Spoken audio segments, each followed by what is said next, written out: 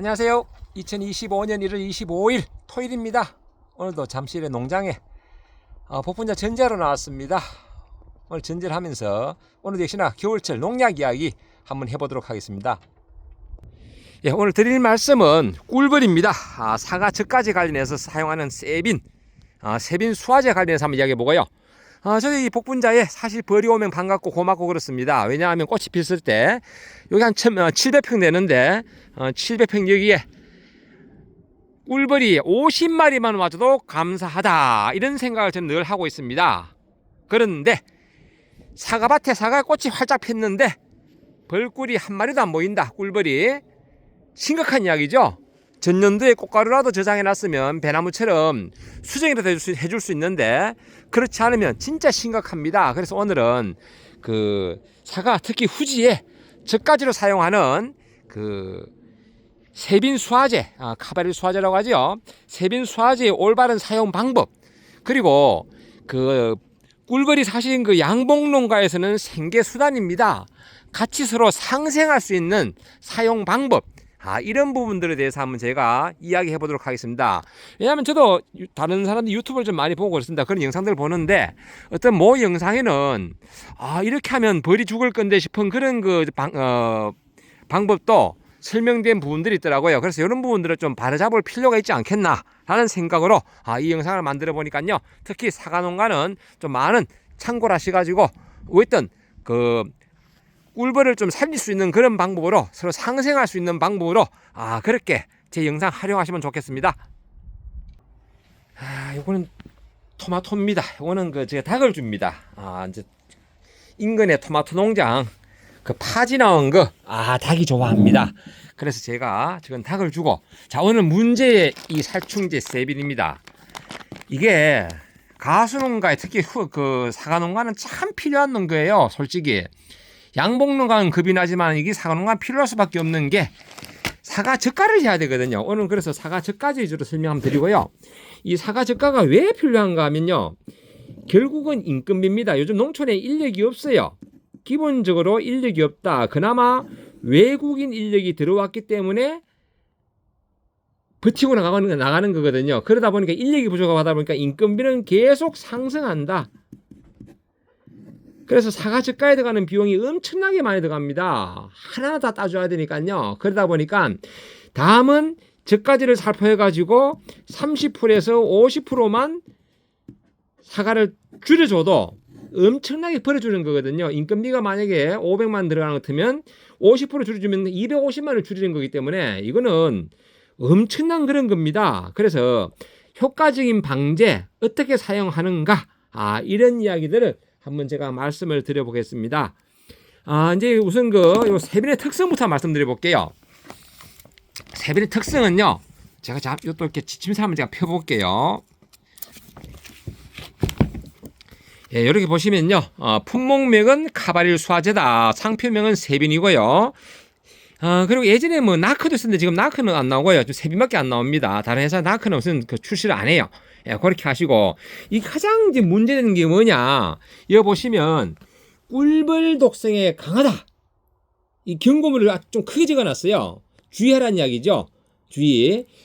독성은 일반 독성입니다. 보통 독성이에요. 하지만 꿀벌에는 대단히 강한 그런 독성을 지니고 있다. 그리고 작용 기작은 1A. 1A는 카바메트 계통입니다. 1B는 유기인계죠. 스미총 같은 거. 그렇게 이해하시면 되고요. 적용 작물을 보시면 이렇게 과수는 유독 사과만 적어놨습니다. 사과만 적어놨고, 여기 그것도 사과 해놓고 갈로 열고 품종을 적어놨습니다. 뭐냐? 후지. 그리고 나머지는 감자, 담배, 마늘, 양파, 부추 이런데 사용하는 게 어떤 적용 병해충인가 하면 이렇게 나방류나 아니면 이렇게 마늘이나 양파는 고자리 팔이나 뿌리 영해를 하는데 어떻게 한다? 관주를 합니다. 월동 후에 이제 월동 전에 바짝만 할 때는 토양살충제 뿌렸겠지만은 토양살충제 약효가 보통 30일 내지 한 50일 갑니다. 길게 가는 건 70일까지 가죠. 목회 같은 거는. 그렇게 가는데, 이제 약효가 떨어졌기 때문에 고자리 파이나 뿌리형에 방지할 때 요 세변을 가지고 간주하면 좋다. 세변이 가격이 좀 쌉니다. 상대적으로 다른 거에 비해서. 그래서 이렇게 이용하면 좋다. 그래서 이 약은 이렇게 쓰임 용도가 있는데, 문제는 뭐냐?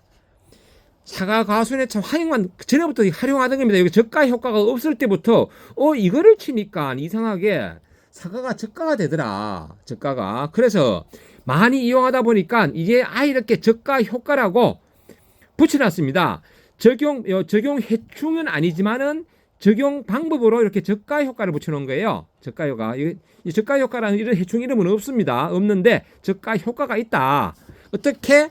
꽃이 완전히 진 후 수관 전면에 격렵 처리한다. 수관 전면에 고르쳐준다. 이 뜻입니다. 자, 그런데 여기 꽃이 완전히 진 후라고 되어 있고요. 여기도 봐보시면요. 그 주의사항이 되어 있습니다. 과수의 착과 후 30일 이내에 살포하면 낙과 및 약해의 우려가 있으니 주의하십시오. 즉 사과 후지 품종 외에 다른 거 뭐 아오리라든지 양강, 뭐 가몽, 아오리, 양강, 가몽, 뭐 아리수 이런 것들은 살포하지 말란 이야기입니다. 이거는 그리고 이제 뭐 홍로 같은 경우는 또 꽃이 또 액화가 많잖아요. 이거만 꽃이 좀 늦게 핍니다. 그런 경우에는 또 이게 막 타이밍 잘 못 맞추면 잘 효과도 집에 떨어져요. 그렇기 때문에 이런 경우를 좀 주의하라는 이야기고요. 이렇게 그 사과 저가용으로 사용하실 경우는 반드시 여기 반드시란 말이 적혀 있습니다. 반드시 이거 안 지키면 나중에 이렇게 사용 설명서에 있다는 이유가는요. 이거를 안 지켰을 경우에 그 양봉 농가하고 법적인 분쟁이 붙었을 경우에 농가에서 집니다. 그러니까 이런 경우 감안하셔가지고 확실하게 해주셔야 돼요. 꽃이 완전히 진주 살포하셔야 됩니다. 그래가지고 800배액으로 대체로 보면 한 봉 반 넣습니다. 그러면 750배 정도 되겠죠, 그죠? 한 봉 반 내지 이렇게 들어갑니다. 800으로 희석해서 수관 전매 처리해줘라 이렇게 돼 있고요. 주의사항이 있습니다. 주의사항이 뭐냐? 이거 꼭 지켜주셔야 돼요. 농작업자에 대한 안전성 확보를 위해 요 세빈 수화제, 카바렐 수화제는 하루에 2헥타르 이상은 살포하지 말아라. 2헥타르 이상, 즉 6,000평 이상은 살포하지 말아라. 즉 사람한테도 해롭다. 사람한테도 즉 농작업을 하는 우리 그 농부에게도 해롭다 이 뜻입니다. 그래서 이 부분은 참 중요한 부분이에요. 이거 잘 기억하시고 우리가 사실 먹고 살라고 농사를 짓잖아요. 먹고 살라고. 그런데 이거 그 저가 작업을 위해서 농사 짓다가 오히려 이제 도리어 그 뭡니까 그 건강에 그 해로우면 도리어 손해잖아요. 자, 우리 농약을 보면요.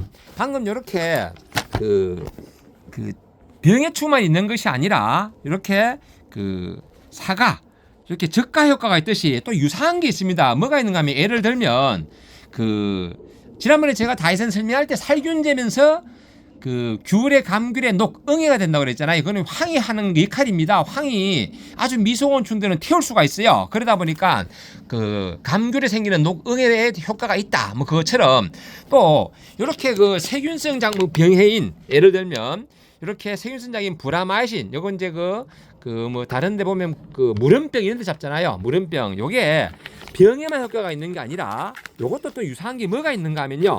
이제 예를 들면 이렇게 보시면 포도 이렇게 포도 보면 갈로 열고 샤인머스켓 우리가 사 먹는 샤인머스켓이 씨가 원래 없는 게 아닙니다. 씨가 원래 있는 게 아닌데 요것을 살포해 보니까 이상하게 종자가 없어지더라. 그래서 언제 살포하느냐? 만개 꽃이 활짝 피기 전에 5일 전에 화방 친지 처리를 하면 씨가 없어진다. 씨가 요게 이제 브라마이신의 특징입니다.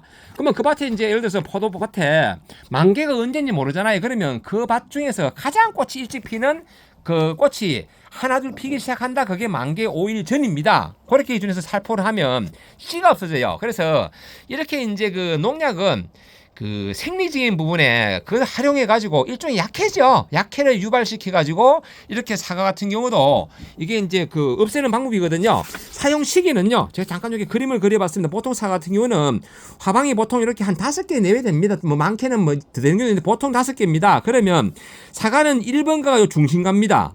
보통 배나무 같은 경우는 1번가가 제일 끝부분에 있어요. 나중에 1, 2, 3, 4가 나중에 뭐 8번가까지 올라가는데 사과는 반대입니다. 1번가 요 중심가인데요. 이 1번가의 중심가가 보통 그 사과 연구소에서는 그 한 9 내지 한 10mm를 얘기하는데 살포 시기를 가장 효과적인 거는 요 횡으로 봤을 때 종이 아닙니다. 횡으로 봤을 때 잘랐을 때 한 8mm 정도 한 8mm 정도 이렇게 그 성장했을 때 살포하면 가장 효과적이다. 얼만큼? 그 밭에 대충 한 6에서 한 80% 정도가 한 이 정도 8mm 정도 됐을 때 살포하면 가장 효과적이다. 그러면 살포하고 나면 나중에 이런 액화가 금방은 안 되고요. 10일에서 한 15일 지나면 이렇게 누렇게 변하면서 나중에 낙가가 됩니다.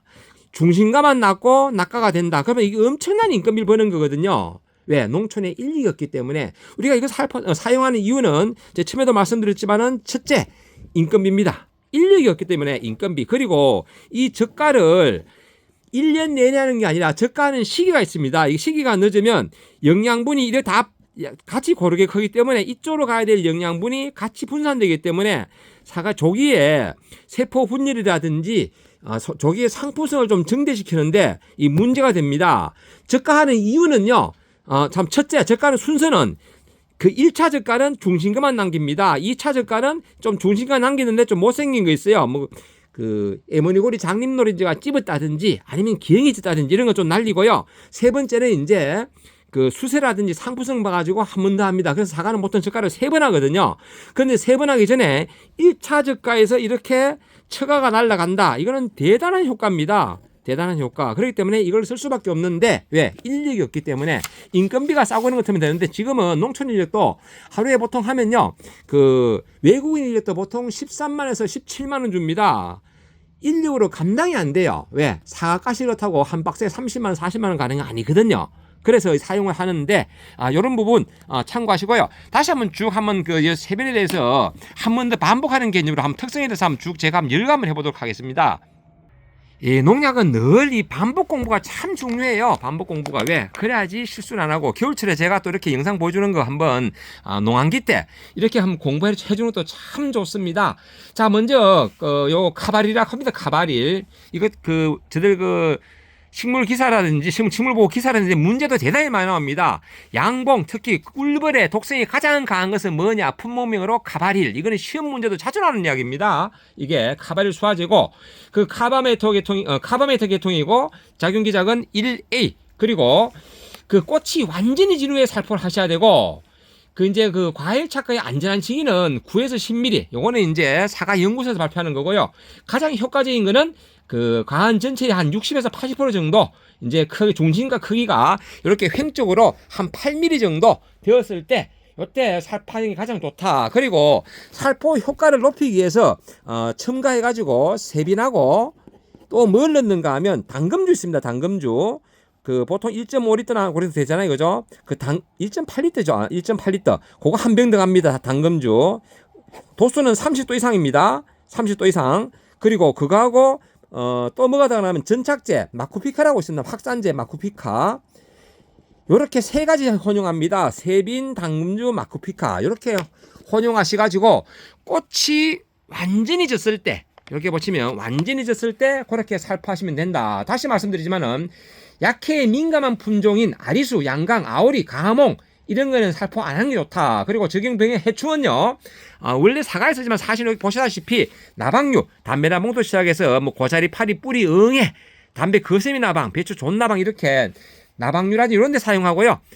마늘의 양파에는 이렇게 관주해가지고 뿌리 응애나 고사리 파리를 방제를 합니다. 그런데 사용하는 거다라는 말씀드리고 다시 한번 말씀드리지만은 농작업자의 안전성 확보를 위해 가지고 하루에 2헥타르 6,000평 이상은 살포하지 말아라. 즉 장기간 살포하면 농업인에게도 해롭다라는 말씀드립니다. 그리고 이게 가수의 좋은 얘기 있지만 착각하고 한 30 이내에는 다른 품종 약해가 있으니까 분명히 말씀드리지만 살포 안 하는 게 좋다. 특히 후지 품목에만 사용해 달라. 조생정 품목에는 낙가의 우려가 있으니까 살포하지 말아라 라는 말씀을 거듭 강조합니다. 그리고 이 세비는 개학기 전으로 요즘은 이제 온난화 때문에 한 번씩 냉해를 받습니다. 시베리아성 그쪽 북쪽에 한기가 내려가지고 얼음 덩어리가 지상층에 있다 보니까 갑자기 추워가지고 냉해를 받는 경우가 있어요. 이런 경우에는 아무래도 저가 비용이 많이 들어가도 일단은 사과를 달고 봐야 되잖아요. 사과가 없으면 아무리 능력이 좋고 사과 고품질 생산하는 기술이 좋아도 어떻게 할 방법이 없어요. 달아놓고 인건비 들어가도 손수 저가를 하더라도 냉해를 받은 그런 해는 이 젓가지를 살포 안 하는 게 좋고요. 그리고 수세가 좀 약하다. 그런 경우에도 젓가지는 조금 8mm보다는 한 10mm 정도 좀 컸을 때 그때 살포하는 게 좋다. 이건 좀 조정을 해주셔야 됩니다. 그리고 이제 그 꿀벌 피해를 줄이는 방법에 대해서 한번 연구를 해봐야 됩니다. 왜냐하면 우리는 상생을 해야 되잖아요. 상생. 양봉농가하고 우리 가수사과농가하고 같이 살아야 됩니다. 제가 처음에 이야기했잖아요. 저희 복분자 농장 700평인데요. 제 700평 농장에 벌이 한 50마리만 와주면 전 감사합니다. 왜? 50마리만 있어도 벌이 대단히 부지런합니다. 모든 꽃들을 훑어가면서 다 이게 수정을 치기 좋아요. 그 정도로 벌이 대단히 부지런한데 이 서로 상생을 해야 되는데 상생을 이해하는 그런 방법에 대해서 한번 제가 시간이 가더라도 한번 더 언급해 보겠습니다. 이게 대단히 중요하기 때문에 그렇습니다. 첫째, 꽃이 완전히 진후에 다시 강조하지만은 살포를 해야 됩니다. 일부 농가는 저가 효과를 높이기 위해서 조금 땡기는 경우가 있어요. 또 제가 얼마 전에 또 영상을 봤는데 뭐 영상에도 그런 말이 있어요. 자기는 새벽 일찍 살포하기 때문에 괜찮다 이렇게 하는데요. 절대 괜찮지 않습니다. 이게 꽃이 피가지고 있으면 벌은 옵니다.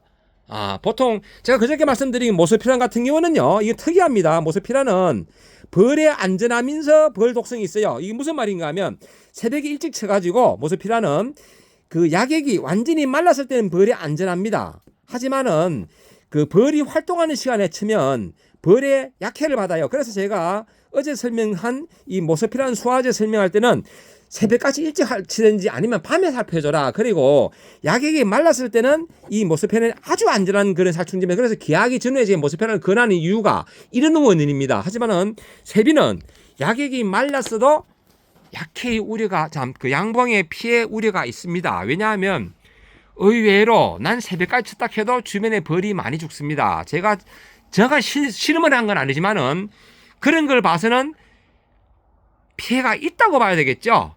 제가 정확한 실험은 안 했는데 제가 봤을 때는 있지 않겠나 이렇게 설명할게요. 왜냐면 네가 그러면 실험을 해봤나 그만저로 할 말은 없어요. 어쨌든 상생하는 의미에서 꽃이 완전히 쳤을 때 그때 살파는 게 좋은 방법이다. 그리고 둘째, 이제 그 중요한 건 과수에 사과는 꽃이 다 졌어요. 꽃이 없습니다. 사과는. 그렇다고 바로 살파면 될까 안 될까? 요 심각합니다. 왜냐하면 사과밭에 사과가 있으면 이런 나무가 있으면 요 밑에가 문제입니다. 밑에에 깨끗한 집은 참 깨끗하게 관리를 잘해요. 하지만은 초생지라는 밭에 일부는 보면요, 여기가 뭐가 있는가 하면 민들레 꽃이 핍니다. 민들레 꽃이 노랗게 예쁘게 피가지고 있어요. 민들레 꽃이 벌이 온다 안 온다? 옵니다. 자, 저가지를 측에서 약을 수간 살포를 했어요. 수간 전체에 살포를 했습니다. 약이 떨어집니다. 어디에? 민들레 꽃에 떨어집니다. 벌이 와서 민들레 꽃을 꿀을 빨아먹습니다. 그러면 이 꽃에 있는 이 카바렐 수화제 성분 때문에 벌이 죽는다 산다 죽습니다. 그래서 상생을 하기 위해서 어떻게 해야 된다? 이 밑에 있는 민들레를 애초기로 쳐가지고 죽이든지 약을 쳐내든지 아니면 제초를 통해서 이 민들레 꽃을 죽여야 됩니다. 죽이든지 아니면 애초기로 쳐줘야 됩니다. 애초기로. 그래가지고 사과밭에 있는 이 민들레 꽃까지 정리를 하고 난 다음에 쳐줘라. 그래야지 벌에 안전하다. 그게 상생하는 방법이다. 그리고 또 셋째,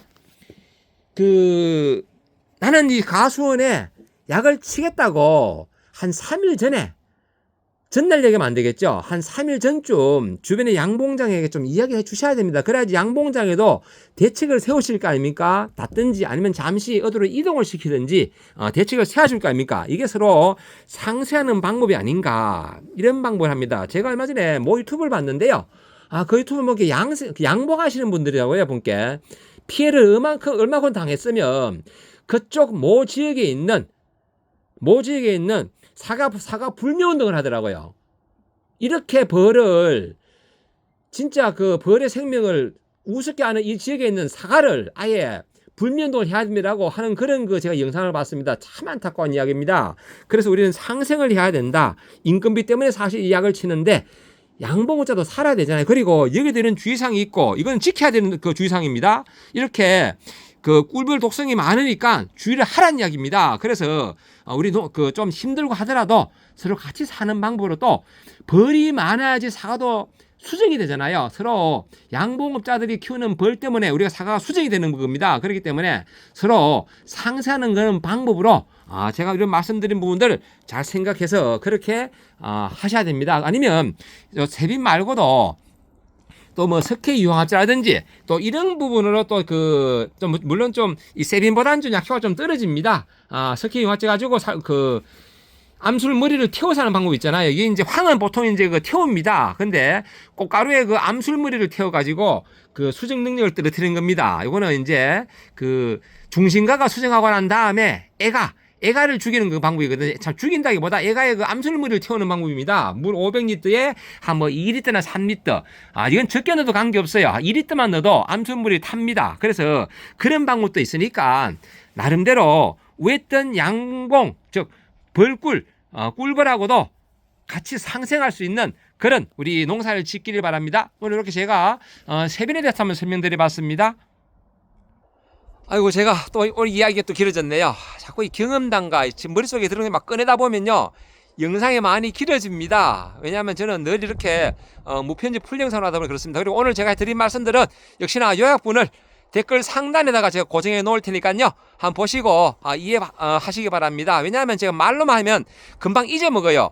일이 들어갔다 일이 나가는 게 또 우리 기억력이거든요. 특히 농사 짓는 분들은 나름대로 또 염대가 있다 보니까 이제 기억이 잘 안 돼요. 그래서 복습 개념으로 볼 수 있도록 제가 댓글 상단에다가 적어놓고 고정해 놓을 테니까요 한번 읽어보시기 바랍니다. 늘 멋진 날 되시고 오늘이 이제 우리 설 연휴 토요일 연휴 첫날입니다. 우했던 가정에 건강한 웃음이 함께 하시기를 바랍니다. 감사합니다.